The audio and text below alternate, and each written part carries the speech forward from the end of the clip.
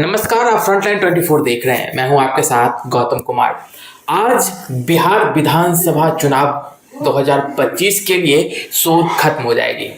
आज 5 बजे के बाद दूसरे चरण के लिए प्रचार प्रसार जो है वो खत्म होने वाला है। उससे पहले जान लेते हैं कि आज और अभी मौजूदा स्थिति क्या है। मधुबनी लोकसभा, झंझारपुर लोकसभा, इन दोनों को मिला करके मधुबनी जिले के जो 10 विधानसभा सीट है, हम अलग अलग सीटों को लेकर के चर्चा कर रहे हैं। आज हम चर्चा करेंगे बाबूबड़ी, जहां से मौजूदा विधायक हैं मीना कामत, और एनडीए ने उनपे दांव खेला है, और खजौली, जहां से अभी अरुण शंकर प्रसाद बीजेपी के विधायक हैं और प्रत्याशी भी हैं।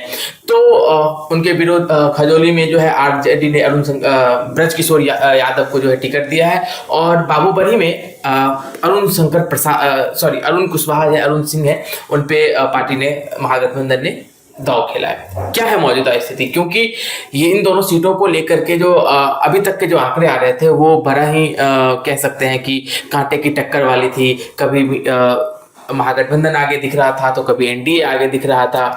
लेकिन मौजूदा स्थिति क्या है? आज चुनाव प्रचार प्रसार का आखिरी दिन है। हमारे साथ श्याम सर मौजूद हैं। सर, आज शोध खत्म होने वाला है, लेकिन उससे पहले जो जमीनी हकीकत है, खास करके बाबूबड़ी और खजौली विधानसभा सीट की हम बात कर रहे हैं। बीते दिनों बड़ा उठापटक देखने को मिला है। कभी अरुण कुशवाहा आगे हो जाते थे, कभी मीना कामत आगे हो जाती थी। सेम खजौली में अगर हम देखें तो कभी अरुण शंकर प्रसाद आगे हो जाते थे, कभी ब्रज किशोर यादव आगे हो जाते थे। तमाम चीज़ों को ले क्या है मौजूदा स्थिति? देखिए, आज दूसरे चरण चुनाव प्रचार का आखिरी दिन है और शाम 5 बजते बजते ये शोरगुल सारा खत्म हो जाएगा। नेताओं का आना जाना आज भी है। लगातार 3-4 दिनों से जिले के विभिन्न विधानसभा में बड़े बड़े नेताओं का दौरा हुआ। प्रियंका गांधी आई, अमित शाह आए, योगी आदित्यनाथ की आज रैली है। इस तरह अखिलेश यादव आए। बहुत सारे नेता विभिन्न दलों के पहुंचे हैं विभिन्न विधानसभाओं में। अब आप सवाल किए हैं बाबूबड़ी और खजौली का। पहले बाबूबड़ी की चर्चा हम लोग करते हैं। बाबूबड़ी में लगातार जदयू प्रत्याशी मीना कामत और उनके ससुर कपिल देव कामत जीतते रहे हैं। 2015 में उमाकांत यादव वहां विधायक बने थे, जब जदयू और आरजेडी का गठबंधन था। वहां का जो जमीनी हकीकत है, सामाजिक समीकरण है, जातीय समीकरण है, वह हमेशा अभी तक, इस चुनाव से पहले तक, वो मीना कामत के मतलब जदयू के पक्ष में रहता था। लेकिन इस बार समीकरण बदल गया है। बदला क्यों है? तो राजद ने एक बड़ा दांव खेला है कुशवाहा प्रत्याशी को उतार करके। कुशवाहा बाबूबड़ी में अच्छी संख्या में है और अभी तक वो जदयू का, समझिए 80 से 90% जदयू को वोट मिल रहा था कुशवाहा को। इस बार आरजेडी प्रत्याशी हैं कुशवाहा अरुण सिंह जिसको बोल रहे हैं। तो एक बड़ा दांव खेला है, लेकिन वहां चल रहा है अंदर अंदर खेल। वहां जन स्वराज ने आलोक कुमार को, देवेंद्र प्रसाद यादव जो पूर्व मंत्री रहे हैं, उनके पुत्र को जन स्वराज उतार दिया है। तो इस वजह से वहां की जो अंदर की स्थिति है, होगा क्या यह तो समय बताएगा, या 14 को पता चलेगा। लेकिन लग रहा है कि यादव वोटों में बिखराव है। एक तबका, यादव का बड़ा तबका मन बना रहा है कि आलोक कुमार को वोट दिया जाए। आलोक की तरफ झुकाव दिख रहा है। बोल नहीं रहे हैं, शहर जमीन पे सारे के सारे लोग आपको महागठबंधन के साथ दिख रहे हैं, लेकिन अंदर अंदर ऐसा खेला हो सकता है। अगर ऐसा खेला हुआ तब वहां की लड़ाई जो है दिलचस्प हो जाएगा, कांटे की लड़ाई हो जाएगी। और मीना कामत और अरुण कुशवाहा में कौन जीतेंगे कौन हारेंगे कहना मुश्किल हो जाएगा। वहां की जमीनी हकीकत हम लोग लगातार फील्ड में जा रहे हैं, लोगों से राय मशविरा कर रहे हैं, बात कर रहे हैं। एक प्लस पॉइंट है अरुण कुशवाहा के साथ कि इस बार जो एनडीए को वोट मिल रहा था, जैसे अमा, राम, चौपाल, केवट स्वजातीय है, वो केवट वहां बहुत ज्यादा बिखराव की स्थिति में नहीं रहेगा। इस तरह से 3-4 साहनी, ये सब जो वोट है, ये सारा का सारा वोट जाता था एनडीए में। लेकिन उस वोट में सेंधमारी कर रहा है महागठबंधन इस बार। जातीय समीकरण जो बता रहा है वहाँ, उसमें सेंधमारी अगर 20% से अधिक सेंधमारी अरुण कुशवाहा करने में सफल रहे तो बाजी मार लेंगे, नहीं तो वहां कांटे की टक्कर है। जमीनी हकीकत बाबू बड़ी की यही है। और जो एक मनोज झा है, शांति देवी उनकी माँ है, कुछ वोट उनको भी आएगा, 2000 आए, 4000 आए, 5000 आए, लेकिन वोट वो भी आएगा। वो दोनों का नुकसान करेंगे, वो महागठबंधन का भी नुकसान करेंगे और एनडीए का भी नुकसान करेंगे। तो ये फैक्टर, शांति देवी वाला का जो फैक्टर है वह दोनों को नुकसान करेगा। तो बाबू बड़ी में कांटे की मुकाबला कहने में कोई गुरेज नहीं है।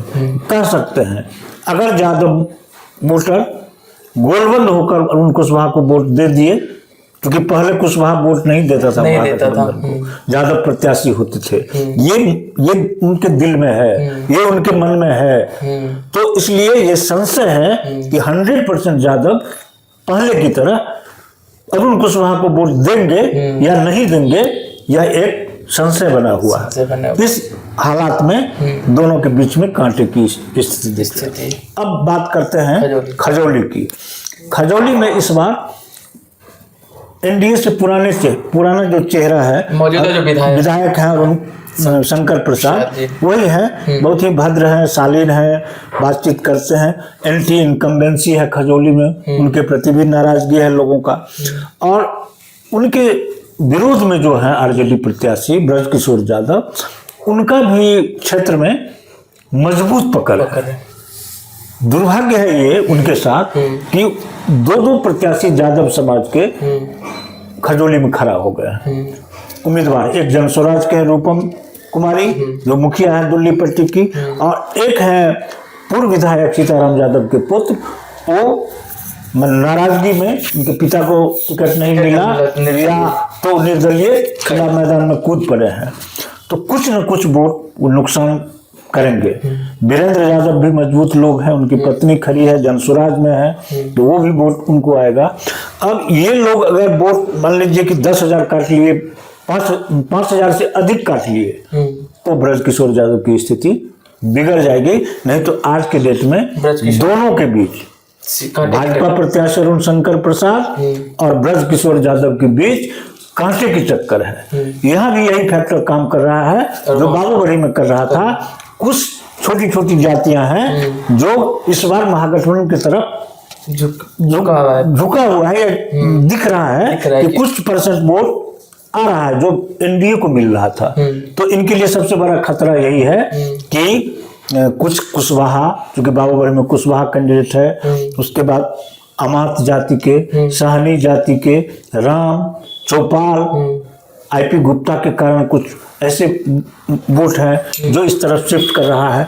अगर यह प्रतिशत ज्यादा हुआ, 25 से अधिक हो गया मैंने ब्रजकिशोर यादव के पक्ष में, तो मुश्किल में पड़ सकते हैं अरुण शंकर प्रसाद। नहीं तो खजौली में भी निश्चित रूप से कहा जा सकता है कि दोनों के बीच कांटे की लड़ाई है। कौन जीतेंगे कौन हारेंगे बहुत आसान नहीं है कहना चुनाव के अंतिम क्षण तक। देखिए, बिहार में अगर जब भी चुनाव होती है तो बात जातीय समीकरण की होती है, और बाबू बरही या खजौली, ये दोनों सीट एक बार फिर से उसी ट्रैक पे जाता हुआ दिख रहा है। क्योंकि एक तरफ अगर आरजेडी ने बाबू बरही में कुशवाहा कार्ड खेलकर एक बड़ा दांव खेला है, तो वहाँ के जो यादव मतदाता हैं वो ये सोच रहे हैं कि हम किधर जाएं, क्योंकि हमें उपेक्षित किया गया, इस तरीके की चर्चा चल रही है ग्राउंड पे। तो हो सकता है कि वो दाव थोड़ा सा मुश्किल पड़ जाए, लेकिन अगर वो दाव सटीक बैठता है तो आरजेडी यहाँ से लीड करते हुए दिख रही है। यही चीज अगर हम वहाँ पे खजौली में देखें तो ब्रजकिशोर यादव जो हैं उनके साथ दिक्कत ये है कि जो उनके विरोधी हैं वो 2-3 ऐसे उम्मीदवार हैं जो यादव जाति के आते हैं। अगर उनके वोटों में सेंधमारी हो जाती है यादव वोटों में, तो ब्रजकिशोर यादव की जो स्थिति है वो मुश्किल में हो जाएगी। और इन दोनों के साथ साथ जो असली मुकाबला है वो ये है कि मुकेश सहनी और आईपी गुप्ता के आने से जो ये छोटी जातियां हैं, जो सर बता रहे थे, केवट, निषाद, ऐसे तमाम जो जातियां हैं, इनके वोटों में भी सेंधमारी की कोशिश जारी है। और ये अगर सेंधमारी हो जाती है तो महागठबंधन मजबूत हो सकता है। और अगर ये एनडीए से अपने पक्ष में रखने में कामयाब हो जाती है तो एनडीए की फिर से यहाँ पे बाजी पलट सकती है। कुल मिलाकर के देखें तो जातीय समीकरण का जो ये पेच है वहां पे मौजूदा स्थिति तो यह है कि मुकाबला जो है वो दिलचस्प होने जा रहा है, कांटे की टक्कर होने वाली है। लेकिन क्या होगा वो एक दिन बाद यानी कि 11 तारीख को मतदान जब होगा तो ये साफ हो जाएगा और फिर 14 तारीख को नतीजों के साथ हमें भी यह मालूम चल जाएगा कि जातीय समीकरण वाला दांव काम आता है या फिर जनता विकास के मुद्दों को तरजीह देती है। नमस्कार, आप फ्रंटलाइन 24 देख रहे हैं। अगर आपको वीडियो अच्छा लगा तो लाइक करिए, सब्सक्राइब करिए और कमेंट करके हमें जरूर बताइए।